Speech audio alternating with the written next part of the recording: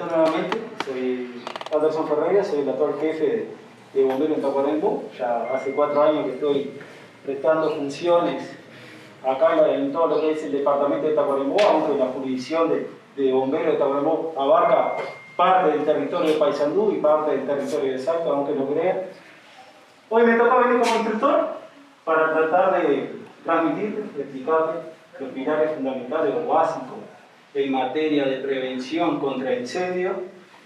Como pueden ver, ya pusimos dos extintores acá para que tengan, o mejor que tengan, sino que son los más visibles ante una situación, o cuando entro a cualquier estructura física donde estén instalados ellos, lo primero que veo son los extintores que están destinados para combatir un posible principio de incendio.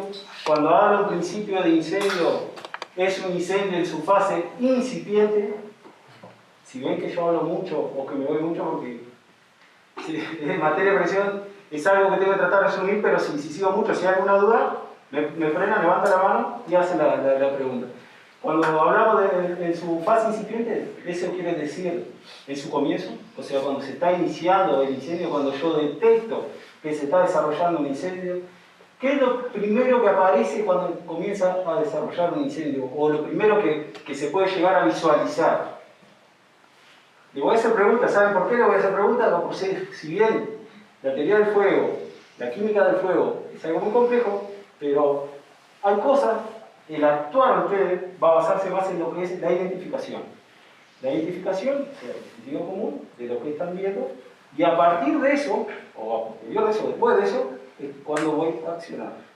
Cuando digo accionar, ustedes no se hagan la película, no se imaginen que tienen que agarrar un extintor y salir corriendo a apagar el incendio. Bueno, pero acá tenés al que apagó. ¿Sí? ¿Me decís qué fue? Cristian. ¿Sí? ¿Cómo lo apagaste? No lo apagué, Claro. ¿Saben por qué no? No lo apagó. Fue el que agarró los bomberitos y... Claro. ¿Saben por qué? Por el hecho de que se trataba un incendio que no se estaba propagando, sino lo que estaba aportando energía calórica era la electricidad. ¿Qué pasó? Hubo un recalentamiento de una sobrecarga y al generar contacto entre dos polos distintos, o con un polo neutro, eso generó un arco, que eran las explosiones que escuchaban, y el humo que salía era de la combustión del material plástico que recubría a esos conductores. Ese incendio no se propagó porque no tenía continuidad de material combustible presente.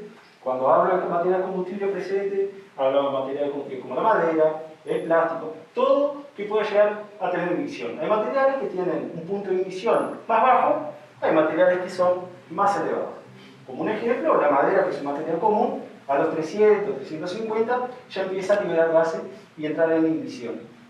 Va a variar eso si es una madera tratada, si es una madera, dependiendo el tipo de madera que sea, y para que tengan una noción, el vidrio, también en televisión, empieza a deformarse, de la forma como lo pueden visualizar, o sea, cambia de estado sólido a estado líquido y se deforma y vuelve a solidificarse, anda alrededor de los 1200 grados.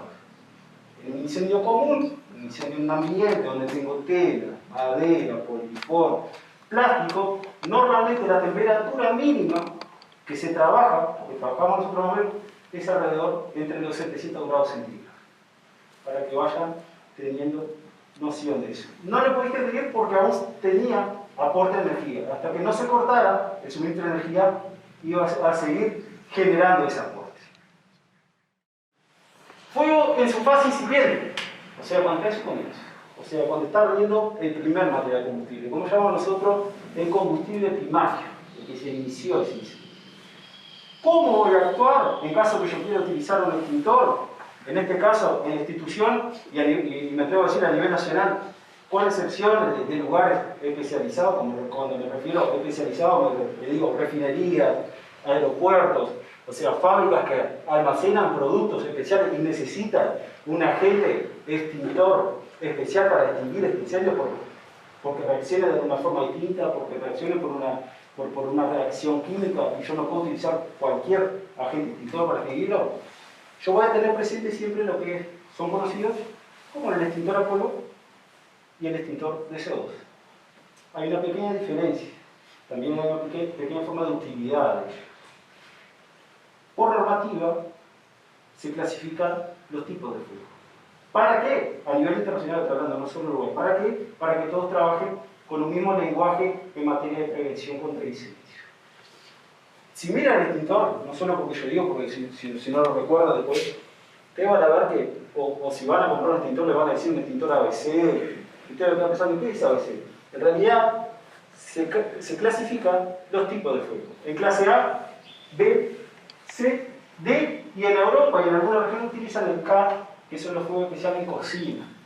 ¿Por qué la cocina? ¿Cuál es la diferencia del material combustible que puede haber en la cocina y no acá, o en un ambiente común? ¿Qué tipo de material?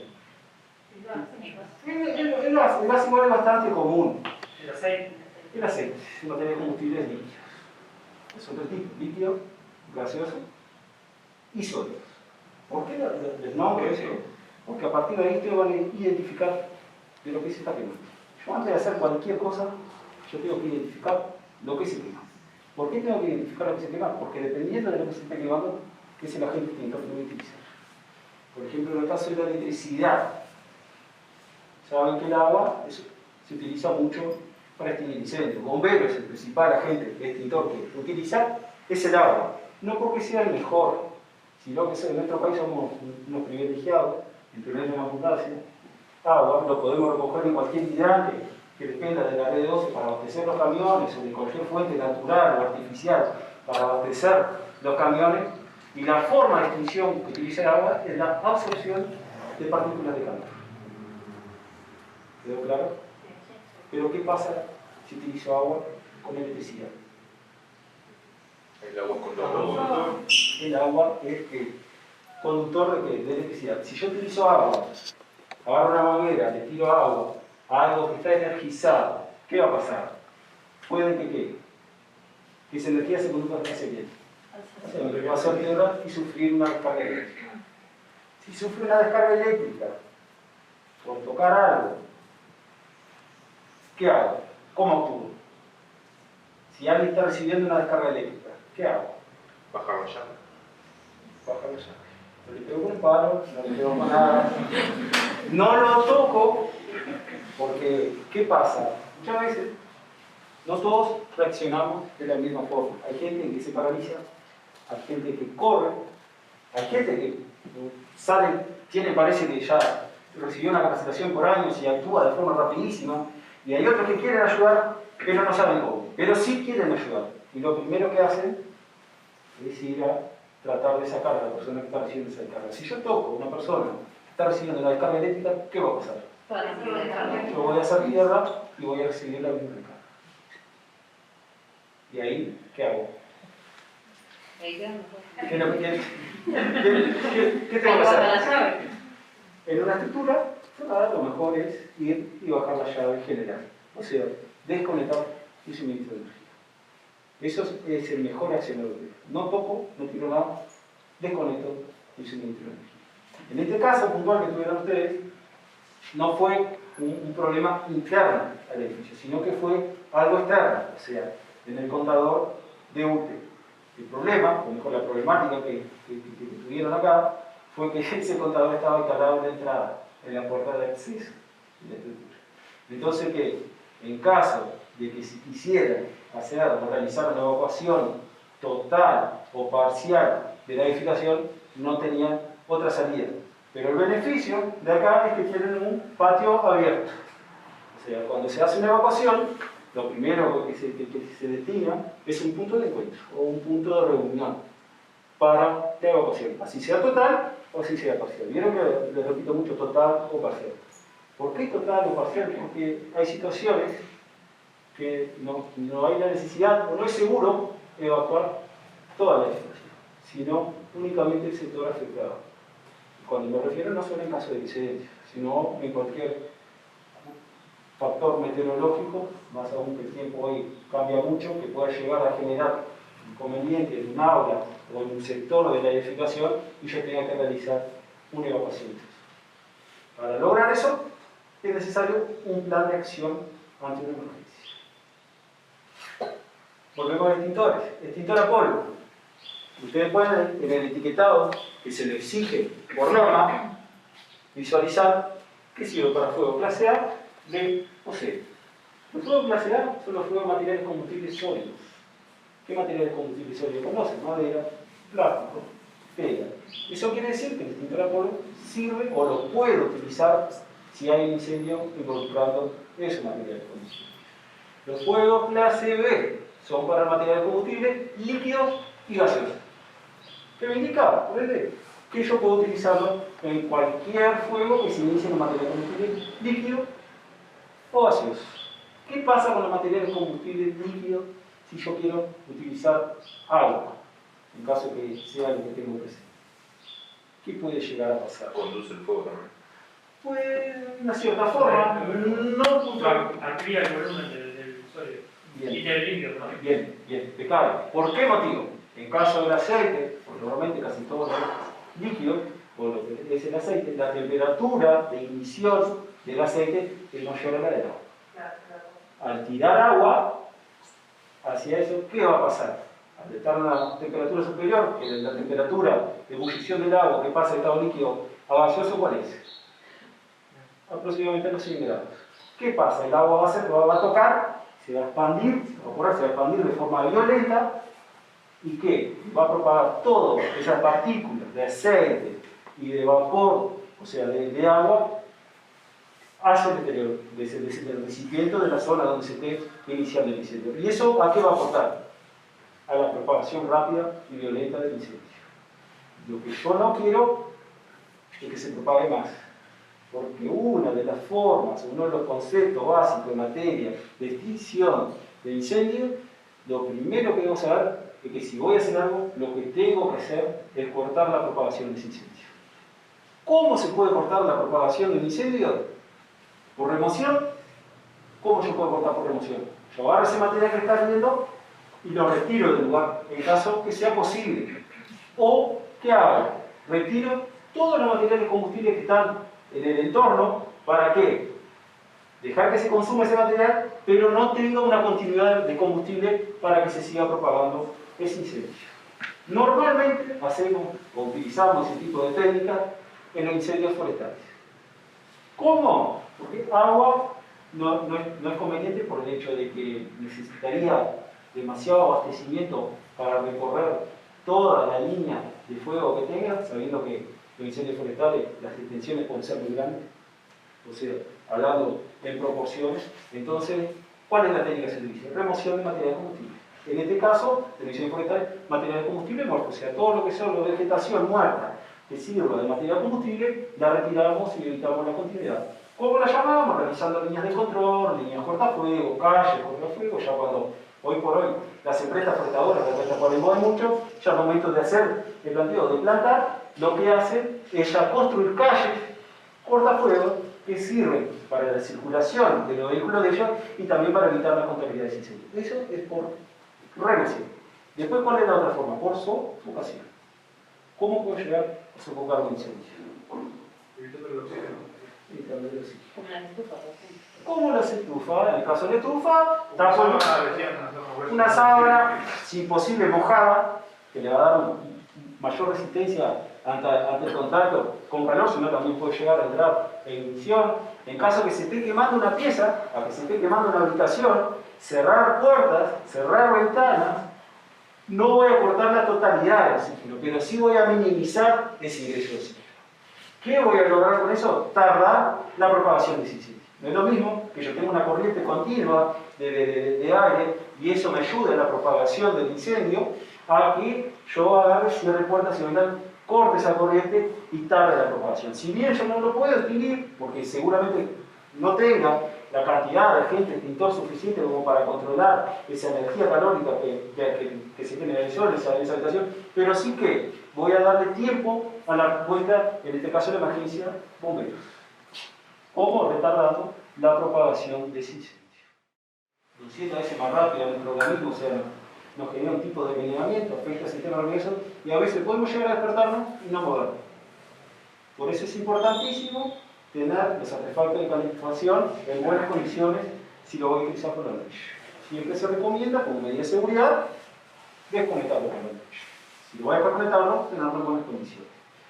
¿Qué hizo en la situación de estrés, en desespero, salió corriendo, abrió ventanas, abrió todas las puertas de la casa, porque pensó que el fuego iba a salir de ese fuera. Fue una situación irracional, como yo digo siempre, y le retiraba al grupo anterior que en toda capacitación de emergencia que vayan ustedes, lo primero que le van a decir es: mantenga la calma, mantenga la calma.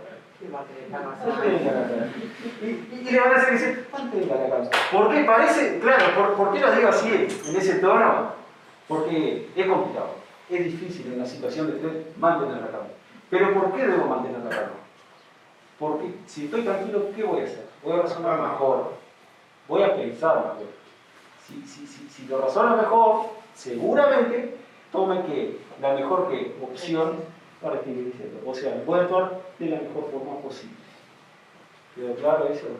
Y bueno, ella abrió puertas, ventanas, todo porque pensó que era mejor. La casa se la quemó toda de la mitad para abajo. ¿Por qué se quemó toda la mitad? La televisor, la mitad para arriba quemado, la heladera, la mitad para arriba quemado, el jean en todas las paredes y la mitad para arriba. ¿Por qué? ¿Por qué le parece que quedó así, se comportó así ese incendio? Por la corriente de aire que generó. Por la circulación de aire. Porque esa fue la conducción de calor por convección de toda la alimentación. Que si ella, en esa situación, agarra la frazada, la tira hacia afuera, o cierra la ventana y cierra la puerta, seguramente se le había quemado todo el dormitorio.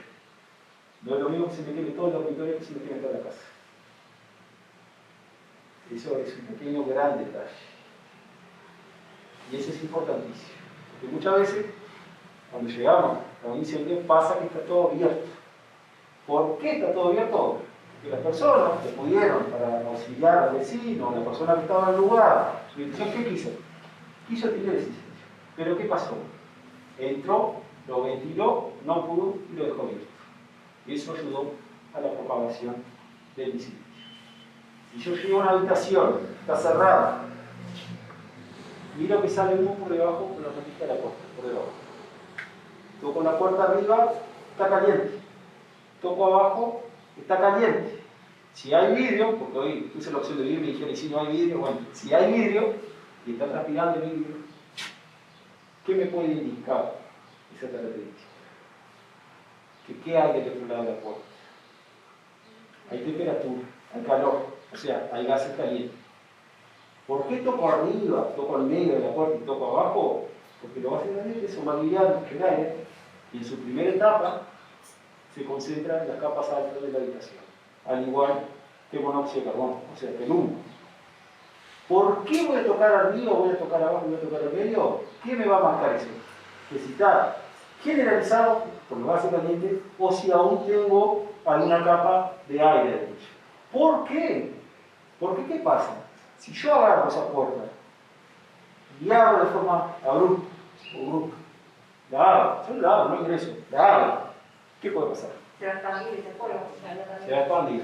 Lo que nosotros llamamos en bombero es un backlash, o sea, una explosión de flujo reverso, en donde va a absorber todo ese oxígeno o ese aire presente en la puerta y va a volver toda esa energía calórica hacia afuera, buscando más oxígeno. ¿Y quién va a estar parado en la puerta? El que abrió la puerta. Quemadura de vía respiratoria, casi seguro. Si en 4 a 5 minutos no se los entubo, la posibilidad de sobrevivir es casi nula. Para que tengan una noción. Siempre hay que cuidar este tema, la vía respiratoria. ¿Por qué? Porque el momento inflama, impide el ingreso, se obstruye la vía respiratoria. Si no recibo asistencia médica rápida, la posibilidad de sobrevivir es casi nula. Es una zona muy importante. Entonces, yo toco arriba, toco abajo, está caliente, sale humo por debajo de la puerta, está transpirando el vidrio. Si no hay vidrio, bueno, tengo el humo y tengo esa otra señal. Abro la puerta para ver lo que hay, por lo que está pasando. No abro la puerta. ¿Qué hago? Emergencia 1. 911, o hay una aplicación del Ministerio que se llama T21 911, en donde ustedes pueden ingresar los datos de ustedes, le dan acceso a la ubicación de ustedes y hay un botón de pánico, en caso de una emergencia, lo puede utilizar y automáticamente le manda la ubicación de ustedes a la central. Si usan el botón de pánico, no le va a decir que emergencia está necesitando, pero si le va a mandar un móvil a corroborar lo que está pasando, le va a devolver el llamado, o pueden, de acuerdo a la necesidad, elegir entre bomberos, violencia doméstica, ambulancia o asistencia policial. Un pequeño detalle, por el que todos tenemos máquinas, podemos utilizar una aplicación, son muy útiles. Al momento de tocar la puerta, siempre toco e inspecciono con la parte externa de la mano. ¿Por qué con la parte externa de la mano? ¿Qué les parece? ¿Sí? Porque si la puerta es de metal y tiene electricidad, en cambio si la palma no la agarra. ¿Y si es de madera? ¿Tiene electricidad o no? También. Por sensibilidad. Hay materiales que son menos conductivos, pero otros que son más conductivos, pero en sí todos tienen un poco de conductividad. Y también puede tener que mejor sensibilidad a la temperatura en caso que uno quiera hacer. Ojo, la descarga de la patada, ok, bueno, eso no cabe duda, pero van a poder sacar la mano, porque en la mano tenemos tensores y tenemos flexores. Al momento de recibir el estímulo eléctrico, porque para abrir la puerta, ¿qué voy a necesitar? ¿Tocar qué? Va a recibir y ¿qué va a pasar? Van a quedar, las famosas van a quedar pegados. Se va a cerrar la mano y realmente van a quedar pegados. Entonces, si toco, voy a detectar que sí está energizado, pero voy a retirar la mano. ¿Por qué puede estar energizado? Porque cuando hay un incendio, cuando se desarrolla un incendio, ¿qué? Deteriora toda la estructura. Y una de las estructuras que deteriora es la instalación eléctrica. Y eso puede llegar a energizar cualquier pared, cualquier puerta, y dejarla energizada, que nos puede llegar a provocar una descarga eléctrica. Si yo toco arriba de la puerta, está caliente. Toco abajo, está fría. ¿Entro? ¿Puedo entrar? ¿Puedo entrar? Pequeño detalle. ¿Sí o no? Uno que tiene que... ¿Qué le parece? ¿Qué me está indicando? A que tenga calor arriba y abajo no. ¿Qué me puede indicar? Pero si yo veo el humo por debajo de la puerta, ¿qué me puede indicar? Que se puede estar enseñando arriba, Claro, no se olviden que los gases calientes, en la primera etapa que se concentran arriba. Eso me indica que abajo yo aún tengo ¿qué? Presencia de qué? sí, la existe. Una oxígeno de aire. ¿Puedo abrir la puerta? No, no garantía. ¿Sí o no? Para mí que no, porque le agregas más oxígeno. Bien. No, claro, correcto. No es conveniente, si voy a abrir la puerta, por abrir. Pero si yo necesito pasar por esa zona, o voy a tratar de extinguir ese incendio utilizando un extintor, ¿yo puedo entrar? ¿Puedo abrir? Sí. Pero siempre y cuando vaya a qué? A tratar de extinguir ese incendio. No hay que olvidarse que eso sería una zona contaminada, va a haber presencia de humo, gases calientes, para que tengan noción, a 1 metro de llama voy a tener 4 metros de radiación de calor. ¿Qué quiere decir? La distancia de acción o de actuación del extintor es de 2 a 2 metros y medio. Esa es la distancia que yo debo llevar al material combustible que lo quiero. Si lo voy a utilizar el extintor a polvo, si lo voy a utilizar, que siempre lo tomo de la palanca de maniobra, o sea, para moverlo, porque arriba es la palanca de activación, acá yo aprieto o presiono solo en caso que vaya a utilizar el extintor. Vieron que tiene un pino, este es un pino de seguridad, que siempre va a estar colocado, yo tengo que romper el recinto y sacarlo. Ahí me voy a dirigir hacia la zona donde lo voy a utilizar. La única forma que vaya a entrar es si voy a ayudar a alguien a salir o si voy a tratar de extinguir. En esas condiciones no puedo entrar, sí puedo entrar. No olvidarse que es una zona contaminada, van a tener humo, gases calientes y qué más. Radiación de calor. ¿Qué me va a generar eso? Poca visibilidad, dificultad para respirar. Por eso siempre, al momento que voy a utilizar el extintor, recomiendo, que lo pueden utilizar parados sin ningún inconveniente, pero recomiendo acercarse 2 metros y medio, 2 metros, apoyarlo en el piso, ponerse en el punto de apoyo, porque ser una posición segura. ¿Qué voy a lograr con eso? Evitar que los gases calientes que están arriba. Por más que yo le diga, pero usted es un tema de sentido común, ¿no? Ustedes van a estar parados, no van a poder respirar, no, es así. En caso que quiera sacar a alguien de tirado del piso, ¿cómo lo puedo sacar en caso que sea una situación que puede pasar? Y va a ser una que...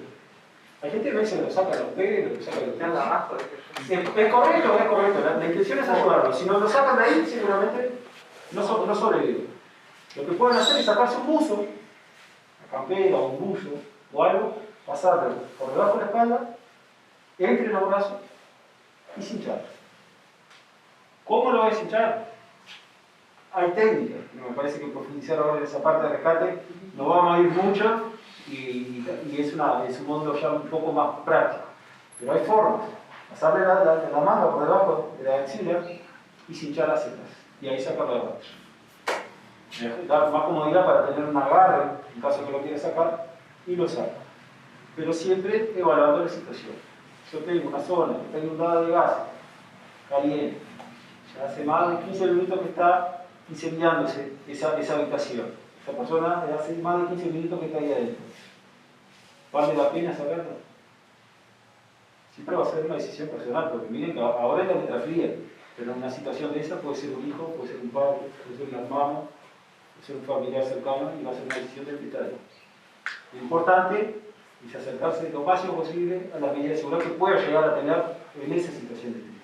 Es una situación en donde la seguridad es complicada tenerla porque voy a entrar en una zona contaminada, voy a ayudar a la propagación de ese incendio, pero en ese momento no va a importar porque yo lo que voy a priorizar es salvar una vida o ayudar a alguien, entonces en ese caso ya queda en un segundo plano la propagación del incendio.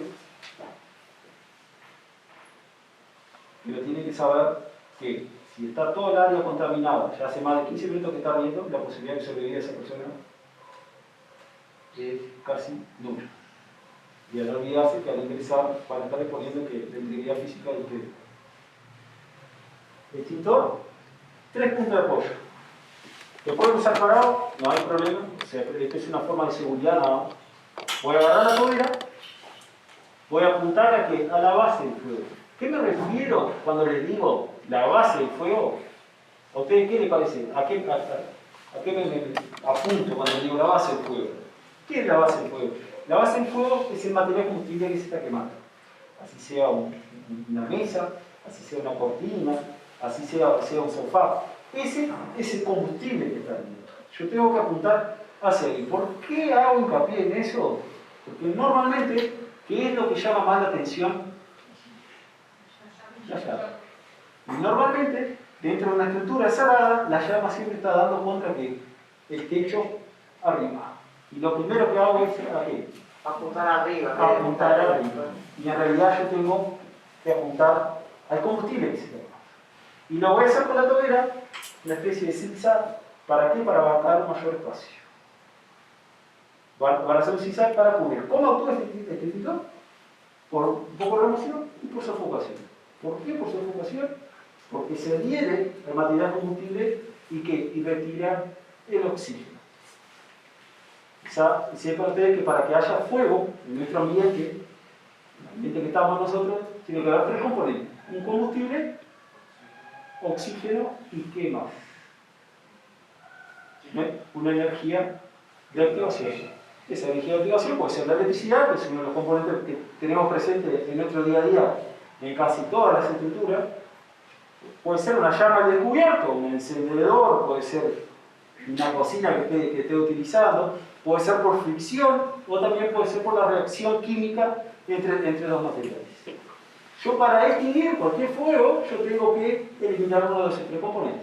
Tanto por enfriamiento, que puede ser con el agua, por remoción, que es retirando el material de combustible de su entorno, o por sofocación, que es sofocando ese incendio, o sea, retirando el oxígeno. Cuando le mencionaba el tema de cerrar la habitación, seguramente no puedan extinguir el incendio secretarial, pero sí lo van a retardar bastante.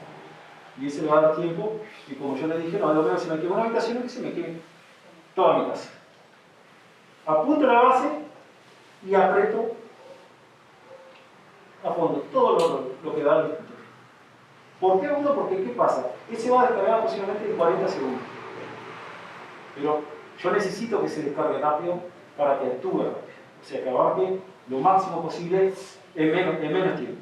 Ese es el tiempo de acción. No esperen que esté media hora tirando con el extintor, ¿no? Y después que lo usan, ya tiene que pasar a mantenimiento. ¿Por qué? Porque pierde el gas que tiene para expulsar el polvo. Porque tiene un polvo, que hay varias derivaciones, y tiene un gas. Ese gas es el que controla el manómetro. El manómetro no controla el polvo que está dentro. El polvo, si no lo utiliza, va a quedar acá. ¿Se claro? A cada 2 años, por etiqueta, se le marca un mes y un año. A cada 2 años se hace la recarga del extintor. Pasa mucho que al transcurrir los 2 años, el manómetro me marca que está presurizado el extintor y que tiene carga, nunca lo utilicé. Pero ¿qué pasa? Al estar tanto tiempo parado el extintor, porque por norma exigen que esté a 1,5 metros de altura, instalado en una zona fija, de acuerdo a cada 10 metros, tendría que haber un extintor dependiendo del accionamiento primario y la carga de fuego que tenga el lugar. ¿Qué pasa? Se solidifica ese polvo adentro. Y si queda compactado, solidificado adentro, puede que yo lo vas a utilizar y lo único que salga sea el gas que está adentro para presurizarlo. Pero el polvo no sale porque se solidificó. Por eso siempre es conveniente moverlo un poco para que tenga movilidad ese polvo y no quede pegado. Por eso se recomienda a cada 2 años, por norma, que se lo pase a mantenimiento. Después la otra etiqueta cada vez que dice ensayo hidroestático es a cada 4 años, pero eso se encarga lo que es la empresa, que lo que se comprueba es el estado del revestimiento, o sea, del recipiente que está presurizado, para que no tenga ningún tipo de inconveniente. El extintor de polvo tiene un efecto residual que es el polvo, en sí, que cuando lo tiro en el ambiente donde voy a estar, genera menos visibilidad y puede llegar a generar algún tipo de irritación a las vías respiratorias. Por eso es importante al momento de entrar, siempre tener la puerta identificada para al momento de utilizarlo, salir rápido por donde entramos. Y lo vaciamos en su totalidad. ¿Sí? Sí, eso no depende de mí. ¿Qué pasa? El extintor de CO2, de anhídrido de carbono, ¿cuál es la diferencia? Vieron que no tiene, es algo mínimo, ¿no? Pero para que lo pueda identificar rápido. No tiene manómetro y tiene una tobera. ¿Por qué no tiene manómetro? Porque ella está presurizada y sale en estado gaseoso a muy baja temperatura. Por eso tiene la tobera. ¿Por qué? Para direccionar mejor ese gas que sale y evitar el contacto con la mano, con la piel, porque puede llegar a generar alguna quemadura leve por la baja temperatura en que sale. Si lo utilizan, pueden observar que se congela todo el recipiente por la temperatura en que sale. La diferencia es más limpio. O sea, si yo lo uso acá, no se va a mover nadie porque se va a disipar de forma rápida. La forma de extinción de él es por enfriamiento, absorbe las partículas de calor. Pero no es recomendable por etiquetado para fuegos clase A. Los fuegos clase A, ¿cuál eran? Los baterías de combustible en estado sólido. No es que no sirva. Son muy comunes de verlo eso, ¿no? Yo no lo había visto. No, normalmente los instalan en donde hay centralitas, donde hay salas de computación, donde hay todo aparato eléctrico. ¿Por qué se instalan en esos lugares? Porque es un extintor más limpio. ¿Por qué más limpio? Si yo tengo, en principio hicieron una zapatilla, en una computadora, yo lo voy a utilizar y lo va a extinguir rápido y no va a dejar ningún efecto residual. Yo utilizo el extintor a polvo, todo ese material polvo que es algo corrosivo se va a adherir a los conductores, se va a adherir a toda esa zona y posiblemente ya no pueda recuperar más ese artefacto eléctrico. Por eso, normalmente todo lo que son salas de centrales, salas de computación, oficinas, donde hay materiales importantes, donde yo no los puedo perder, se tienen instalado el extintor de CO2. Porque es más limpio, no me va a dejar ningún efecto residual. El polvo, la función de que se extinguir el incendio o sofocar el incendio, lo va a cumplir perfectamente más rápido que el CO2. Pero me va a dejar esa condición. Si es un artefacto eléctrico, puede que después no me sirva más y voy a perder esa base de datos. El sólido, como les explicaba, no lo recomiendo, pero no hay ninguna contraindicación. Lo único que pasa es que si lo voy a utilizar en material de combustible sólido, voy a necesitar una mayor cantidad, a diferencia que el extintor a polvo, para poder absorber toda esa energía calórica que libera el material de combustible sólido, porque él absorbe y se dispersa, y puede llegar a seguir en emisiones ese material. A diferencia del polvo, que se adhiere y lo sofoca. Por más que quiera iniciarse, va a tener el aire desplazado de esa zona. Lo vacío, también, el tiempo de actuación de él es en 40 a 45 segundos y se vació en su totalidad. De forma rápida. Cualquiera de los dos es útil. En caso después, si no recuerdan, hay un leve instructivo en el etiquetado y le marca tachado la letra que no corresponde. En el caso de CO2, es sólido. En el caso del polvo, le va a servir para todo tipo de materia de combustible. El tiempo de recarga es lo mismo. Cada 3 años el CO2 y cada 4 lo que es el ensayo hidroestático. La tubería no solvente es únicamente para mantener contado, o sea que nunca vayan a apuntar a nada en el extintor jodiendo, ni tampoco el polvo mínimo, porque ¿qué pasa? Puede que se dé la radio respiratoria y puede llegar a generar una intoxicación grave, y más si hay alguien que sufra o tenga algún tipo de problema con eso. Incendio, volvemos al incendio. ¿Alguna consulta? ¿Alguna duda? No, te quería preguntar, en el caso de que supongamos nosotros como simple mortales que eliminamos el incendio, Sí. que lo apagamos porque no vemos más la llama, siempre Sí. conviene que el bombero evalúe si realmente el foco finalizó, ¿no? Claro, sí. Porque tengo entendido que acá en el tablero de a ratos parecía que se había apagado, que volvía a resurgir. Por la alimentación, o sea, Claro. cada incendio tiene su forma característica. O sea, no todos van a actuar de la misma forma. Por eso, en un principio yo le dije que lo primero que tienen que hacer, el primer escalón, es la identificación. O sea, ver lo que se está quemando. Y si ustedes conocen la estructura del lugar o del edificio, van a saber qué material de combustible hay en esas áreas. Entonces van a actuar. Si ustedes ya saben que la cantidad de material de combustible es abundante, que la propagación puede ser muy rápida, porque es un combustible muy volátil, yo ya sé que no debo ingresar, no voy a entrar porque no voy a tener lo que es la fuente de extintor suficiente como para poder extinguir ese incendio. Si es en la parte eléctrica que se está desarrollando, ¿qué es lo primero que debo hacer? Desconectar el suministro de energía. ¿Cómo voy a desconectar el suministro de energía? Normalmente bajando la llave general. Si es en algo líquido o gaseoso, que el gas, el GLP, el gas líquido del petróleo, a diferencia que el humo es más pesado y se concentra en la capa baja, o sea, por abajo, ¿qué es lo primero que hago si detecto que hay una fuga de gas? ¿Qué tengo que hacer? ¿Qué hago? ¿Qué debo hacer?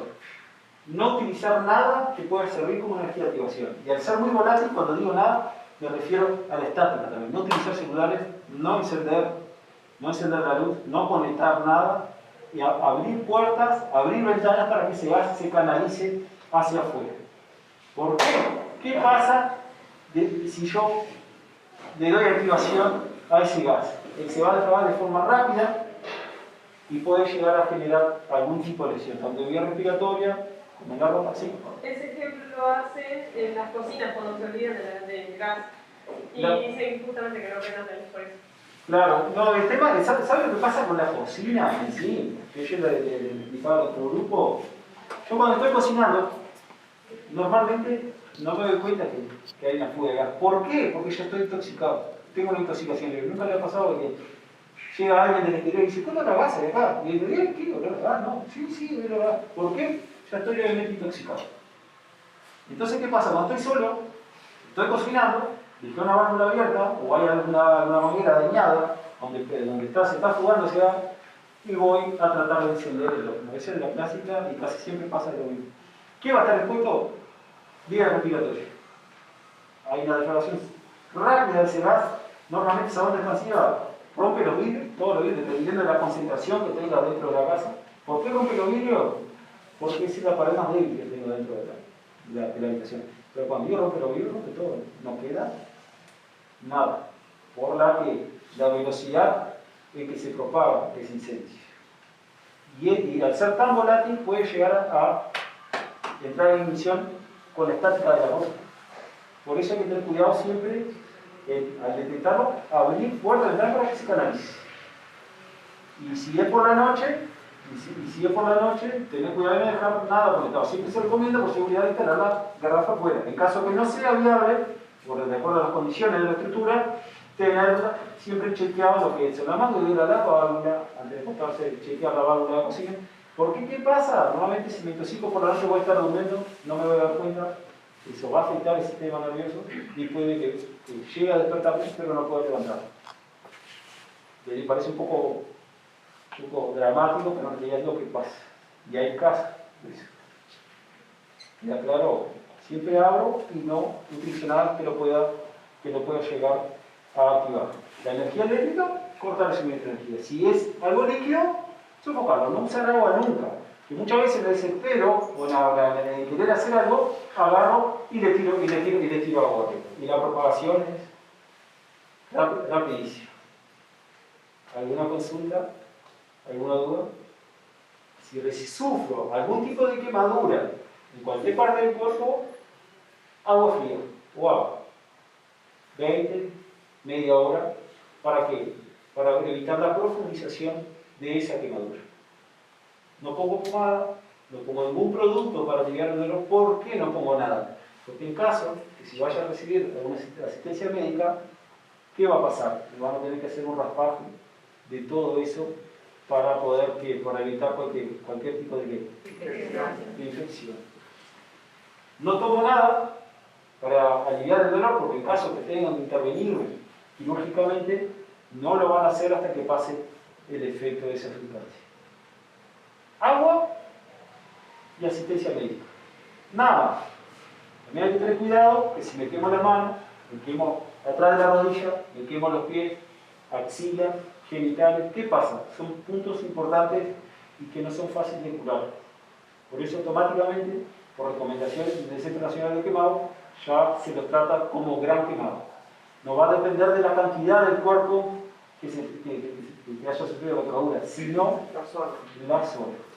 Porque son zonas o lugares que deben recibir un tratamiento especial y que debe quedar sin una lesión. Una lesión en cualquier esa parte le va a generar un problema de por vida.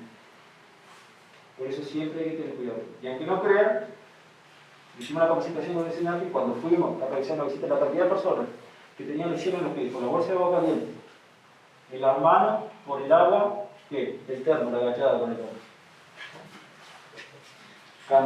Cantidad. A veces no está tan caliente, pero hay gente que lo utiliza como bueno. Esa es la famosa lesión, la lesión del uruguayo, de la cadera. Es importantísimo que automáticamente lo traten como gran quemado porque debe estar bien. Porque si me quemo la axila, ¿qué va a pasar? Digo, ¿qué va a pasar? Esta es una zona que tengo que quede inoperante y hasta que no me voy, no voy a poder hacer nada. Por eso siempre hay que tener cuidado con eso. En caso que tengamos la vía respiratoria, siempre hay que proteger la vía respiratoria ante el contacto con los gases calientes. ¿Por qué? Por ser una zona importante. En caso, si una persona tiene algún problema en donde se le incendie la ropa, se le queme la ropa, o tenga algún problema que se le prenda fuego la ropa o lo intente, ¿cómo hago para extinguir ese incendio? La tiro al piso y la hago tirar sobre el propio cuerpo. ¿Para qué? Para sofocar. O con una manta tratar de sofocar. Puedo tirarle agua arriba. Si tengo un extintor a mano, el de CO2, el extintor a polvo, como yo les dije hoy, el incendio, el fuego lo van a apagar. ¿Pero qué va a pasar?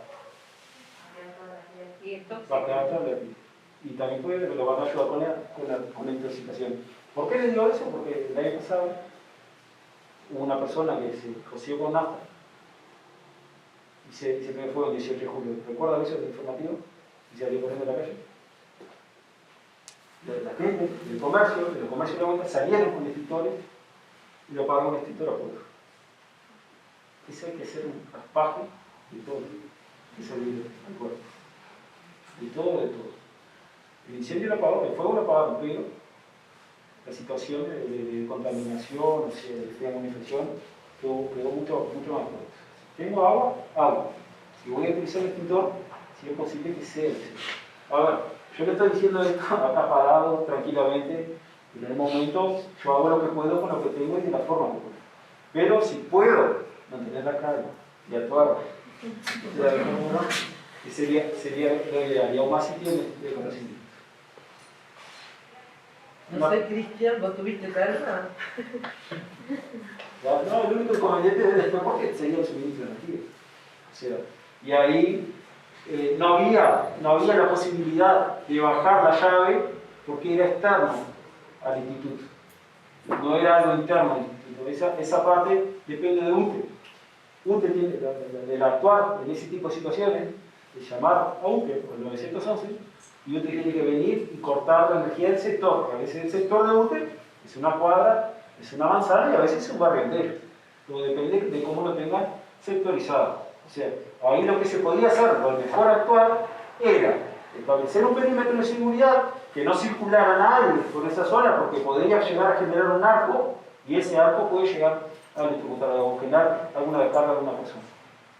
Y no pasar. Y no necesariamente siempre la evacuación del local tiene que ser hacia la calle. Todo lo contrario. Porque cuando se sacaron a todos hacia la calle, está generando un riesgo más porque se suma el tránsito.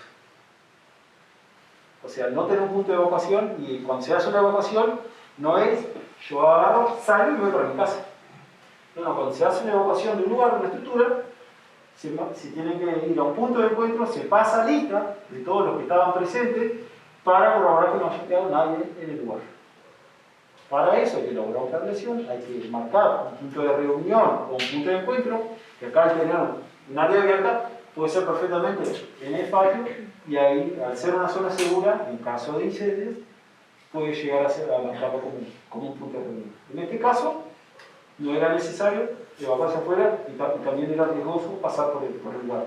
Porque la ventaja que tenía, o el inconveniente que tenía, era que ese contador estaba en la entrada, en el hall de acceso. Y eso ya le generaba un riesgo a todos los que quisieran entrar o salir de la estructura. ¿Quedó claro? En caso que vean una pregunta por esta parte. Sí. En cuanto al certificado de bomberos en un centro, Sí. tengo 3 preguntas sobre eso. Sí. Primero, ¿qué es? Bien. ¿Cómo se otorga?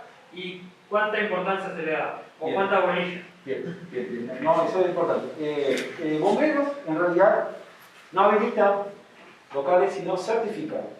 De acuerdo a la ley 15896, el artículo 4, todos los locales destinados a centros comerciales e instituciones deben tener la certificación de bomberos, con excepción de las casas de familias de un núcleo familiar. O sea, si son edificios de vivienda, también deben solicitar la certificación de bomberos. ¿De qué consta la certificación de bomberos? Hoy por hoy, bueno, no lo voy a enredar mucho porque acá esa parte ¿de qué consta la certificación de bomberos? ¿Qué pasa? Se hace una evaluación del área, de la estructura, de la carga de fuego, de la altura, del destino del lugar, de la carga ocupacional, o sea, ¿qué es la carga ocupacional? La cantidad de población flotante o de población fija que va a tener esa estructura, se lo categoriza y ahí se lo va a determinar las medidas contra incendio a instalar. Esas medidas contra incendio pueden ser pasivas o activas. Pasivas son todas aquellas cartelerías de indicación, por donde pueden indicar una ruta de evacuación, cartelería de extintores, cartelería de boca de incendio en caso que sea necesario, cartelería de luces de emergencia y también marcando la ruta de evacuación. Las medidas activas son extintores, boca de incendio, detectores de humo, de rociadores. Estoy hablando en una forma genérica, no todas las estructuras llevan todo, ¿no? Normalmente las medidas básicas son cartelería, extintores y una ruta de evacuación. Eso es la medida básica, pero todo va a depender del análisis o del asesoramiento primario que reciba y cómo se categorice esa edificación. A partir de eso se va a instalar la medida de defensa contra incendio que se le solicite. en base es eso. Para lograr eso, hoy por hoy hay un sistema llamado Prometeo, que es un sistema informático en donde hay técnicos habilitados por la Dirección Nacional de Bomberos que no forman parte de la dirección al ministerio, sino que son técnicos habilitados, que son arquitectos, algunos técnicos profesionistas de algunos años, ingenieros, que ellos están habilitados para hacer todo ese asesoramiento, planos, la medida a instalar, se lo envían a bomberos, se analiza la categorización si es la correcta y se le aprueba el trámite. Luego de eso se le hace una capacitación en materia de defensa, el uso y manejo de extintores y ya se lo da aprobado el trámite. Luego de aprobado el trámite, por ser algo más expeditivo, lo que se hace, luego de cumplida con toda la documentación necesaria, con toda la exigencia administrativa que se le exige el trámite, se realiza una inspección final. ¿De qué consta la inspección final? Viene un oficial de bomberos o un inspector de bomberos y corrobora que todas las instalaciones asesoradas en medida de materia de defensa contra incendios estén instaladas en el lugar y en condiciones. Luego de eso se le da como aprobado, como finalizado esa certificación y a partir de esa fecha, a 4 años, queda certificado esa estructura. Finalizados los 4 años, si no hubo modificación de la estructura, modificación de la carga de fuego, modificación de la carga ocupacional de cualquier tipo al expediente anterior, se solicita una renovación de ese expediente. Si hay cualquier tipo de modificación, así sea en el destino o en la carga de fuego, debe solicitar una certificación nueva porque va a variar la medida de defensa condicional que hay que instalar en el lugar. Si el instituto acá tiene certificado y si se, o sea, bueno, básicamente esa primero. Sí, el certificado en sí, creo que no. No lo tengo claro porque eso no necesitaría averiguar ningún expediente. Pero sí tiene la medida de defensa contra incendio básica. O sea, para tener un certificado de bombero, un instituto tan grande, y además al ser público, al estar modificando siempre la carga ocupacional, es casi inviable conseguir eso, ¿no? Pero sí se puede hacer.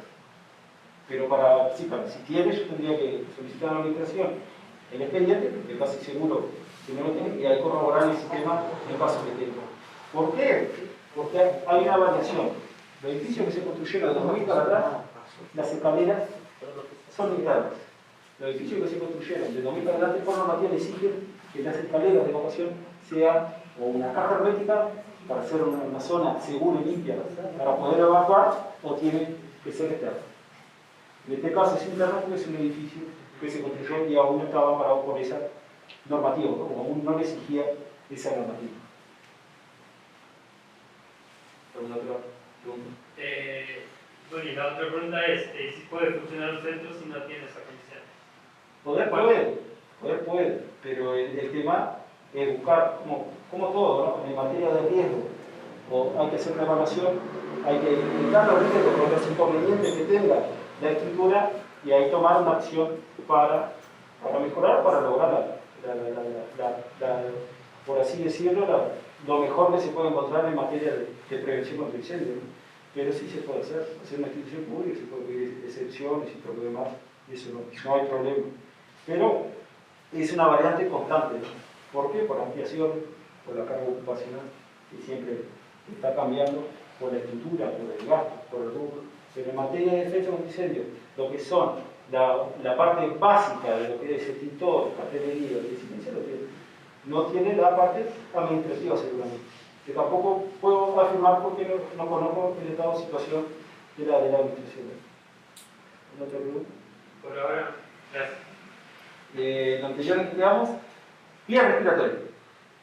Sí. Entonces los rociadores entonces a veces sí ayudan y a veces no, porque si es un incendio eléctrico, por ejemplo, No es conveniente. No siempre se instala, porque para instalar una red de incendio, que es un sistema hidráulico aparte, se necesita tener un depósito de agua de aproximadamente 10 mililitros. Todo va a depender del cálculo que haya en la distancia de bombero, la primera respuesta de bombero. Se tiene que instalar una red de incendio, se tiene que instalar una bomba aparte, con un contador aparte, para que le suministre energía aparte, que pueda llegar a presurizar esa red de incendio. La normativa le exige que esa red de incendio tenga 4 kilos de presión como mínimo, y en esa red es donde se van a instalar los rociadores, con un detector de temperatura, en caso de una ampolla, en caso que detecte calor, lo que hace caliente, va a rebotar y va a activar lo que es el dispersar agua en la zona. ¿Qué va a lograr? Va a crear una barrera para enfriar esos gases calientes y evitar la propagación del incendio. Pero no siempre, como yo digo, dependiendo de la estructura, el asesoramiento primario son las medidas de defensa contra el incendio. No todas son necesarias, dependiendo del lugar en realidad. Por eso, porque en realidad en materia de defensa contra el incendio hay muchos, desde sensores, desde detectores, desde rociadores de boca de incendio, extintores, que es lo más visible, cartelería, luces de emergencia, audios de evacuación, luces de estrobo para determinar la parte de evacuación. ¿Sí? Bueno, que no hay dinero para una puerta de emergencia y que todo lo que están diciendo no lo vamos a ver a nosotros. Pero, ya sabemos. Pará. Dinero para el puerto de emergencia ya está, los planos ya están, y depende de ahora de la empresa constructora cuando tenga tiempo para empezar a construir. Claro, pero ese tiempo que va a estar. No, va a llevar más o menos, calcula 15 días el arquitecto. Nosotros estamos para volver. Ya tenemos una seguridad que lo que viene a solucionar en el contador se solucionó. Sí. En definitiva, estamos convenidos, así que mayores inconvenientes no tenemos que ser tan negativos de creer que va a ocurrir algo antes de que se haga la puerta. Es que el riesgo siempre está, como decía el grupo anterior, en todos lados, no solo acá, en el hogar, en la calle, en todas partes. El tema es disminuir. En bases generales dan bastante condiciones, está bastante bien, la parte eléctrica. Acá el problema que tuvieron fue externo. El único tema que la complicación fue que ese contador estaba instalado en el acceso de la edificación y ahí ya generó como si fuera un accidente interno, pero por eso lo que es la instalación eléctrica no lo detectó, por más que bajara toda la llave de energía no iba a pasar porque eso iba a depender que busque cortar el suministro de energía de ese sector, pero accidentes siempre pueden pasar. Se han puesto desde nuestro hogar, como todos saben, desde la válvula de calefón, si la cambian cada 2 años, la válvula de vidrio, puede llegar a generar un inconveniente. La instalación eléctrica tiene llave termodinámica, tiene diferenciales que en caso de cualquier alteración en la instalación eléctrica tiene que funcionar ese sistema de seguridad, está puesto así, ante cualquier alteración tendría que desconectar el suministro de energía, porque sobrecarga o un falso contrato o un puede pasar en cualquier lugar, más acá que hay una sala de computación, puede haber cualquier inconveniente, cualquier accidente, desde un tubo LED hasta un televisor, una radio, un cargador de celular, todo eso puede llegar a generar una alteración en la instalación eléctrica que puede activar el sistema de seguridad de esa instalación.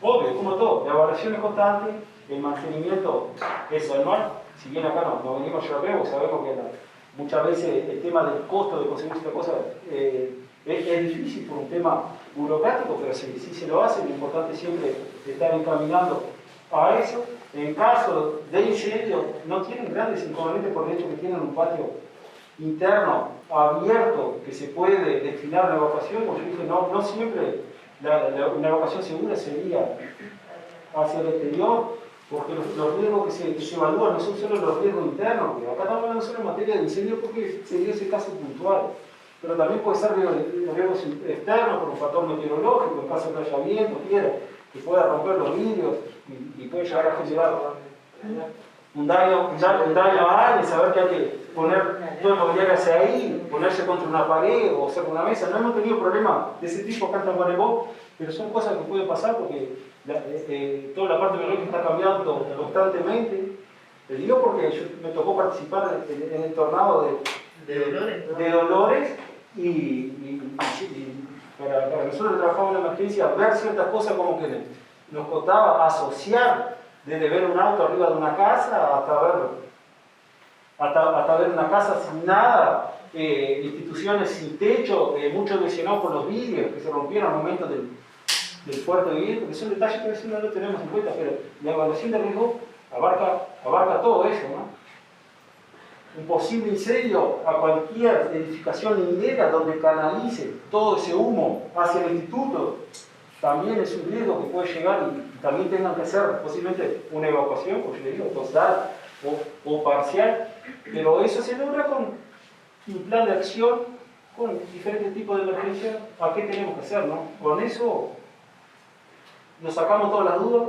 Al no tener dudas vamos a tener mayor seguridad para actuar en ese tipo de situaciones. En el caso puntual acá del contador, lo mejor que podía hacer era no evacuar porque no se debía circular por esa zona donde se estaba generando ese arco. Acá adentro era una zona segura, no era un incendio que tenía propagación hacia el interior porque no tenía continuidad de material de combustible, era solo el hecho de cortar el suministro de energía. El cortar el suministro de energía no dependía de acá, de la institución, sino en este caso de UTE para cortar ese loco, porque era ahí el inconveniente. Bueno, y lo más, bomberos, cuando se hizo presente, lo máximo que podía hacer era establecer una zona de seguridad y esperar que llegara UTE para cortar el suministro de energía. Nada más que eso, ese es el actuar bombero en ese tipo de situación, ¿no?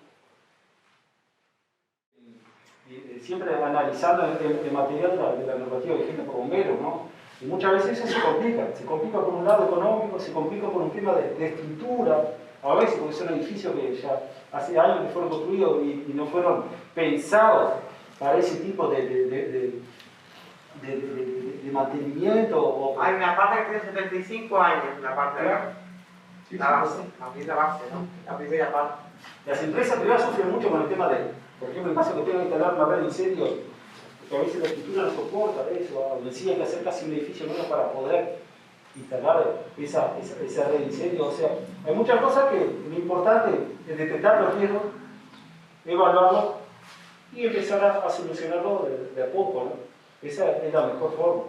De igual forma acá, al tener el patio abierto, no van a tener mucho problema por el hecho de que va a ser una zona que no van a tener concentración de gases ni de monóxido de carbono. Y como le digo, ni siempre, con el 80% la evacuación no va a ser la correcta hacia afuera, ¿no? Porque, o sea, cuando hago una evacuación no puedo ir. Punto de reunión, punto de encuentro, y se pasa vista de todos los que estaban en el lugar, para corroborar que realmente estén todos bien. Ese es el objetivo de la evacuación, que sea forma ordenada, tranquila, no se corre. ¿Por qué le digo eso? Normalmente en las evacuaciones lo que pasa es que genera el pánico y ahí entra nuestro instinto animal, en donde todos empezamos a correr y cada uno por sí, y ahí es donde se pechan, hay personas que caen, no todos tenemos la misma movilidad, motricidad. O sea, sabemos que podemos tener compañeros, podemos tener colegas que no tienen la misma movilidad que nosotros, también hay que ayudar, hay que respetar eso, por eso siempre se hace de forma controlada y continua. Y normalmente los accidentes en la evacuación es en el momento donde todos queremos salir, nos empujamos, y hay situaciones donde pisan a otro, le pasan por arriba, y donde uno genere pánico, aquello parece una cadena en donde se genera un pánico total porque no sabemos qué es lo que está pasando, pero sí sabemos que todo está corriendo. ¿Qué vamos a hacer? Vamos a correr con él. ¿Cómo se evita eso? ¿Cómo se logra mejorar eso? Con un plan de acción para evacuación. Si queremos mejorar aún más eso, hacer simulaciones de mesa.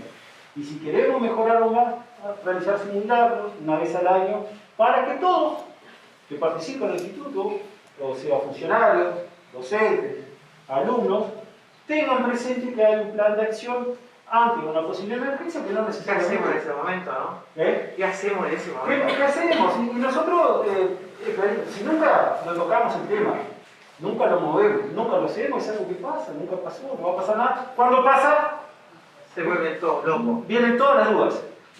Vienen todas las dudas porque en realidad nadie tiene claro cuál era lo correcto de hacer, porque no había un plan de acción para ese tipo de situaciones. Pero ya, si anualmente está estipulado, está marcado, lo practicamos, hacemos ver todos los que forman parte, o sea, involucramos todos los que participan, los que vienen al instituto, a ver cómo que hay un plan de acción que funciona, que debemos actuar de cierta forma ante cierto tipo de eventos en el instituto, nadie va a generar menos dudas y todos vamos a actuar de una mejor forma y vamos a evitarse una cantidad de inconvenientes. Y no va a dar más seguridad a nosotros, ¿no? Eso es así. Y estaba tirado ahí, no lo toco. No lo toco porque yo no sé lo que le pasó. Puede que le hayan pegado con un palo, puede que se haya golpeado contra algo, y al moverlo y al volverlo se puede generar una lesión en toda la vértebra. Por eso, si yo vi que se desvaneció, se desmayó, al lado mío, yo vi la situación, bien, puede que se haya bajado la presión, lo levanto las piernas, lo apoyo la cabeza contra algo y trato de auxiliar. Si no lo vi, lo que pasó, y estaba respirando, no lo toco. Llama a la asistencia médica, 911. Si está expulsando fluido por la boca, si sea vómito, sea sangre, lo pongo de costado en una posición de seguridad, para que no se ahogue con ese fluido. Lo mismo, y se aguarda asistencia médica. Si es un ataque epiléptico, trato de sostenerlo, lo pongo de costado, porque en caso de que pueda llegar a vomitar, lo pongo de costado y aguardo hasta que pare ese ataque, que normalmente dura entre un minuto, y a veces puede llegar hasta 1 minuto y medio.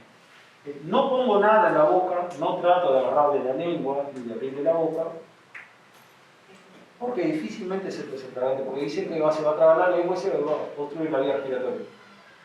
En caso que tenga ese autotemio, lo agarro del mentón, lo agarro la frente y tensiona la nuca hacia atrás. Eso va a tensionar, si ustedes se que tensiona la lengua, y eso va a evitar que obstruya la vía respiratoria en caso que le dé esa duda que esté pasando eso, ¿no? Pero no le pongo nada a la boca, porque si no, se puede lesionar a ustedes, puede romperle los dientes a esa persona que yo, porque yo he visto, si yo quiero meter cuchara, sí, pero es la realidad. Yo he auxiliado a una persona en la calle que está teniendo un ataque epiléptico y le está metiendo de todo en la boca, porque claro, al tensionar la mandíbula, está tensionando algo, aprieta, entonces le quiere meter de lo que viene le termina lastimando toda la boca. Y a veces son personas que ya sufren con eso, ya tienen esa patología.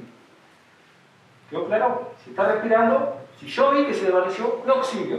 Puede que sea una bajada de presión. Si no sé lo que pasó y está tirado, no lo toco. Asistencia médica. Y está respirando. Si tiene fluido, lo pongo en una posición de seguridad para que no se ahogue. Si es un ataque epiléptico, lo sujeto hasta que pase el estado de asistencia médica. Si no está respirando, pasa. Si tiene un desfibrilador, ahí es otro curso. O sea, no, porque hay que tenerlo. Puede decirle peor, pero no. En realidad tiene audio y tiene conectores en donde le dice. Te orientan. Y claro, hay que mostrar los botones para los datos. ¿Qué botón debo apretar? No debo apartarme, le indico que debe apartarse la víctima y efectuar la descarga. Pero es bueno tenerlo para practicarlo y tener una, o sea, la parte visual es que ayuda mucho en estos casos. ¿Consulta? ¿Dudas? Si están solos y se ahogan, lo que sí estoy con la silla. Bueno, ahí es complicado, ¿no? Pero puede pasar, si yo me ahogo y estoy solo y no tengo que me auxilie, yo puedo agarrar la silla, apoyo el respaldo de la silla en la boca, en el estómago, en el esternón, y sujeto el asiento y presiono el cuerpo y presiona hacia abajo. Bien, a la boca van a ver qué siente. Esa es una forma de autoauxiliarse. O si no, una pared y darse con la espalda contra la pared para poder auxiliar. Pero ahí puede llegar a lesionarse Pero son formas, claro, son formas de autoayuda en realidad, ¿no? Porque si no tienen acá el suelo puede llegar a desvanecerse. Y ahí ya no sé quién lo puede llegar a auxiliar. Pero si no, apoyar la boca, el respaldo de la silla y presionar hacia abajo para tratar de evitarme. Por la de abajo, que puede que salga. Si me quedó obstruido, me quedó trancado, me quedó en una lesión, seguramente sale. Pero siempre tiene que ubicar la boca del estómago, por así decirlo, ¿no? Y en esa parte, con la misma fuerza de la brazo. Y esa es una técnica que hay que hacer enseguida. Porque, ¿qué pasa? Con el tiempo empieza a perder, ¿qué? Fuerza. Y va a llegar un momento que no voy a poder ayudar. ¿Alguna consulta? ¿Alguna duda? ¿No? Bueno, espero que no haya sido tan aburrido. Lo del incendio del auto. Del auto, sí. El tema es tan amplio que a veces, o sea, hay muchas cosas en materia de prevención y control, pero en el auto, si tiene algún incendio en un auto, no abran el capó. ¿Qué quiere decir que no abran el capó? Ustedes se agarran, lo único que hacen es, si ven que está saliendo humo, el habitáculo del motor, lo destraban. Lo primero que hacen, destraban esto, pero destraban. ¿Vieron que queda suelto, pero no se abre? Bueno, toman el extintor del auto, que imagino que tiene condiciones, abren esa rendija que le queda entre el habitáculo y el motor y vacían el extintor ahí. ¿Qué voy a lograr con eso? Que el agente extintor se concentre en el habitáculo del motor y no se propague rápido. Porque ¿qué pasa normalmente en el incendio del auto? Vieron que el extintor del auto es bien más chico, ¿no? ¿Qué pasa? Veo que está saliendo humo, Ya habla todo. lo destrabo, voy y lo abro. Cuando lo abro, ¿qué pasa? Lo oxigena. Y ahí se sube todo. Levanta llama, o sea, veo el fuego, ¿qué hago? Lo cierro. Pero es así. Es común que hagamos Claro, lo cierro. Voy a buscar el extintor. A veces no tengo ni idea dónde está. Voy a buscar el extintor. ¿Qué pasa? Mientras agarro el extintor, yo cuando lo cerré otra vez, el fuego ya consumió la rondana que tiene para abrir, y cuando lo van a abrir ya se soltó la maromba y ya no lo pueden abrir más. Y ahí se quemó todo el auto. Es una realidad. Y si no sé qué, si pueden destrabarlo otra vez, o si no lo enganchan, cuando van, ya el agente extintor que tienen ya no es suficiente para la energía calor que tenemos, o sea, ya para la potencia que ya generó ese incendio en la habitación. O sea, lo primero, destraba, agarra el extintor, lo abre un poquito y ahí lo vacía. No lo abre. Si lo abre, y normalmente pasa eso, el 80% de los casos, lo abro, lo miro, ¡opa! Lo cierro y ahí seguramente no lo pueden controlar. Solo que tengan lo suficiente de gente para poder controlar. Y material combustible hay en abundancia. Y los vehículos a nafta, que es un líquido, o sea, es un combustible líquido muy volátil, que a los 37 grados aproximadamente, estamos hablando de una temperatura ambiente, ya empieza a evaporarse. O sea, ¿qué quiero decir con eso? Se va a propagar rapidísimo el incendio. Los autos no explotan. No explotan, porque para haber una explosión tiene que haber una presión. Lo que puede llegar a generar presión es el tanque de combustible, pero hoy por hoy hay autos de vehículos que son de plástico y lo que no son, ¿qué pasa? Tiene un conductor para conducir la nafta o el combustible hacia el motor. Al deteriorarse, son de plástico, al derretirse, pierde todo ese combustible, no genera ningún tipo de presión, sí va a aportar a la propagación rápida del incendio, pero no va a explotar. El fallido que puede llegar a escuchar puede ser alguna aleación de magnesio, de alguna llanta, de una parte del motor, que es lo que puede, la cubierta, cuando se libera el aire, es lo similar a una explosión que puede llegar a escuchar. Pero el vehículo, como en las películas, no va a levantar hacia arriba, no va a explotar, no va a dar vuelta, eso no va a pasar. Porque a veces, claro, digo porque a veces vamos a lo vehículo. Y cuando llegamos al auto, a una cuadra, hay gente a la otra cuadra. ¿Sí? O si no está bueno, siempre hay uno que grita, ¡va a explotar! Y no queda nadie. Claro. Pero en serio, pasa mucho eso. Pero quédese tranquilo que no explote. Pero sí se propaga muy rápido si no actúa de la mejor forma. Porque material combustible, porque cuando pasa para dentro del tablero, lo agarra por el fondo, ya no lo controlamos. En 5 minutos se generaliza un incendio tanto en una estructura como en un vehículo. Ese es el tiempo que tengo para reaccionar en ese tipo de situaciones. ¿Sí? Una vez mencionaron que el vehículo a gasoil es tipo un poquito, o sea, te da más tiempo de reaccionar que... Claro, por el punto de emisión de combustible, o sea, estamos hablando de la nafta, es de emisión aproximadamente a los 37 grados. Estamos hablando que nosotros en el verano, el día de llegamos a los 37 grados fácilmente. Ya el gasoil no lo veo entre los 80 y los 90 para empezar a liberar gases y entrar en combustible. Por eso es la diferencia. Pero después que agarra, también se quema todo. Es así. ¿Alguna duda? ¿Sí? No, es que yo trato de no ser tan aburrido por el hecho de que si voy punto a punto en materia de prevención contra incendios y todo lo que son los que ahora tenemos más dudas, porque sí. como no nos preocupamos mucho por nada, Y si no, sí, al suelo. No, ¿usted sabe lo que pasa? ¿Estará bien esto? ¿Habrá esa mancha ya hecho? Si le digo se va a poner. Se va acordando de todo. Parece que nosotros vivimos. Porque piensan que nos demoramos. el seguro tiene más seguro de casa. No, el tema, ¿sabe lo que pasa? Es que en materia de diseño es muy amplia, o sea, una charla de este tipo son varios módulos, o sea, hay un módulo de diseño, hay un Esto el módulo... otro día miré que el chico puede estar cargando y durmiendo con el celular cargado al lado. Y El no, otro día miré que se encendió el celular de un niño del televisor de bar y no puede pasar, ¿sabe por la batería? O sea, un accidente puede pasar, como yo le digo, viene por algún tipo de falla, o se sufre un golpe donde deteriora la batería, el compuesto químico que tiene, el ion que tiene, al entrar en contacto con el oxígeno, vieron que yo de atrás, al entrar en contacto con el oxígeno, se propaga muy rápido. Ahí hay una degradación muy rápida de todo ese componente y genera un incendio de proporciones.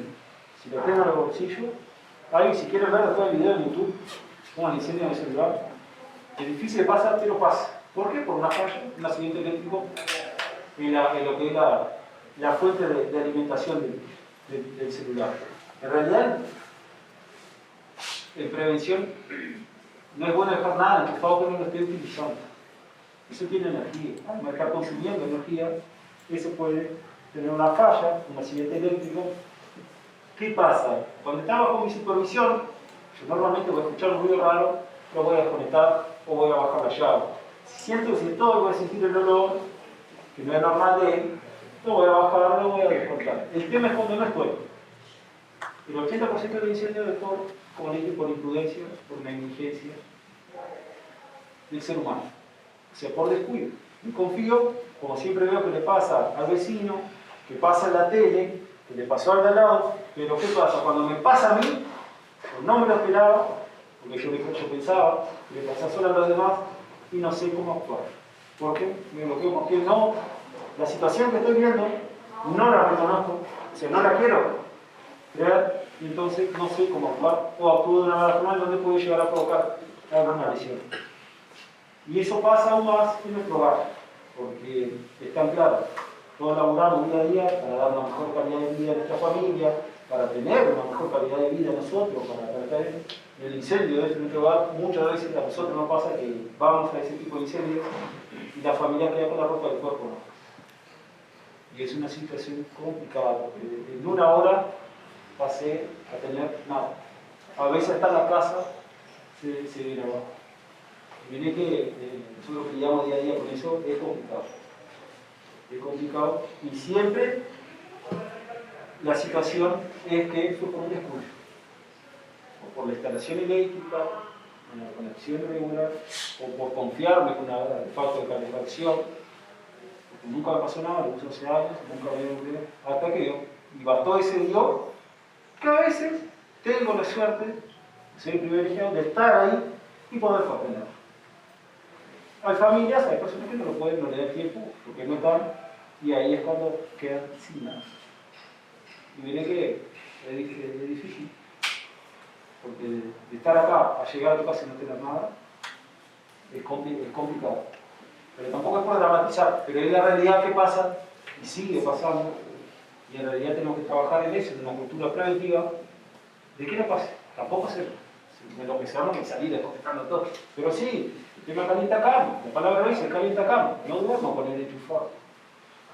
O sea, porque yo estoy durmiendo con algo energizado. ¿Tiene electricidad? Es muy seguro, pero puede que falle, que tenga algún inconveniente, y ahí es cuando deja su signo. El artefacto eléctrico también, todo lo que es artefacto de calefacción. La estufa, hay que tener el chifero adelante para evitar cualquier material incandescente que salte hacia afuera. Si estoy ahí, lo voy a levantar, la tiro. Si no estoy, es cuando entra en ignición. El termofor, saben que tiene una válvula de alivio, que por recomendación en el rótulo del fabricante lo deben cambiar a cada 2 años. Eso lo saben, lo cambian todo siempre. ¿No? Una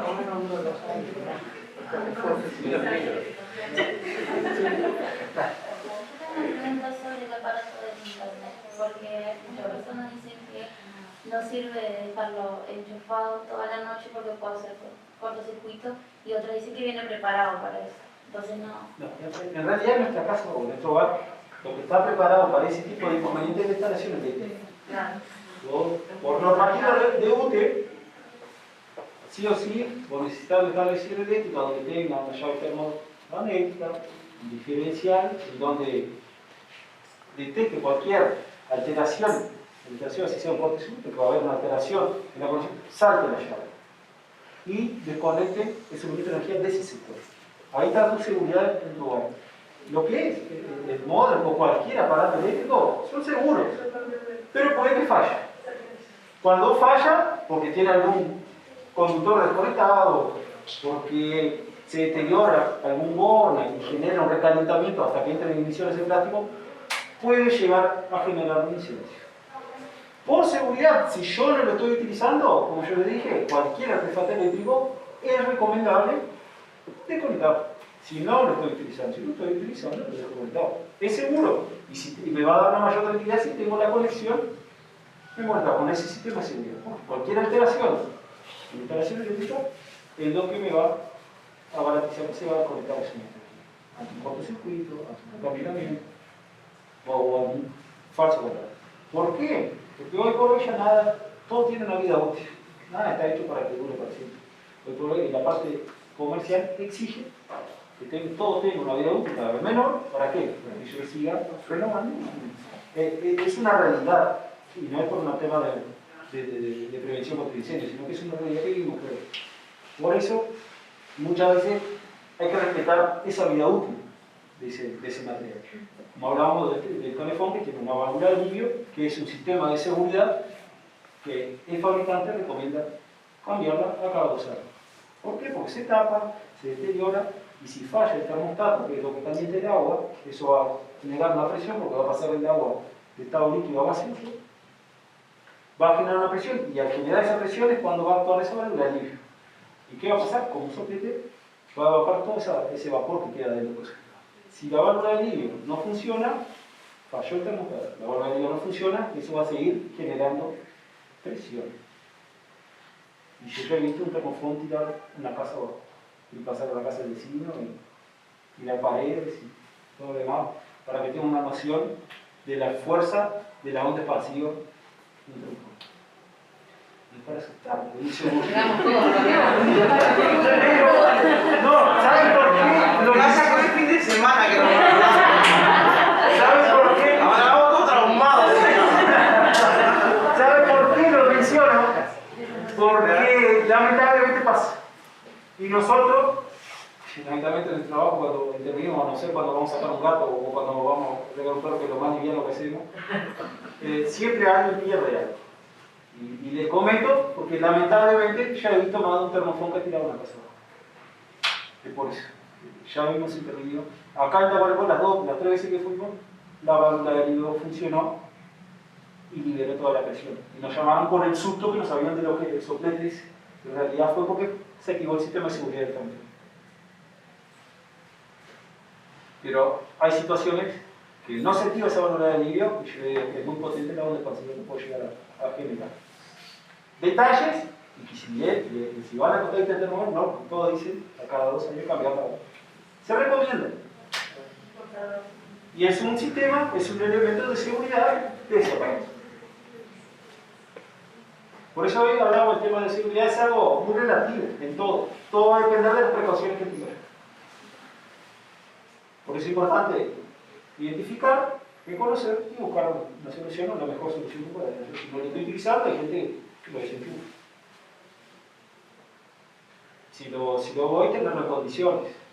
Y así son todos, y aún más los aparatos eléctricos. ¿Sí? Y hay timers también. Le pones un tiempo y... También hay mil cosas para tener ese tipo de soluciones o evitar ese tipo de inconvenientes. Pero sí, todo puede fallar. Podemos tener un accidente. Por eso muchas veces vemos por un accidente. O es algo que no puede evitar, pero puede pasar. ¿Quedó claro? No era para asustar, tiene que ser me hace recordar lo que yo empecé. Pero no menciono justamente porque pasa. Lamentablemente pasa. Y bueno, por nosotros lo mejor mejor secreto no puede pasar a nadie. Pero ¿qué? Reanimación La cardiorrespiratoria. reanimación. Bien. ¿Cuándo voy a hacer el RCP? Yo escucharon, ¿no? La reanimación cardiorrespiratoria. Pues, ¿cuándo lo voy a hacer? Cardiopulmonar. ¿Cuándo lo voy a hacer? Cuando escuchas las personas. Bien, perfecto. O sea, cuando no está respirando. Vamos a hacer más, un poco más. Cuando no está respirando. ¿Por qué? ¿Qué pasa cuando no está respirando? No está llegando oxígeno. Le está llegando oxígeno. Entonces, ¿qué yo con el RCP, con el masaje cardiopulmonar, qué voy a lograr? Que la persona reciba oxígeno. Siga bombeando, que el corazón siga bombeando sangre y siga oxigenando ¿qué? El cerebro. El cerebro. ¿Cómo lo voy a hacer? ¿Qué pasa, antes de ir a cómo hacer, qué pasa el hecho de tomar el pulso? ¿Qué pasa con ese hecho? Si en el momento desesperado no lo vas a saber.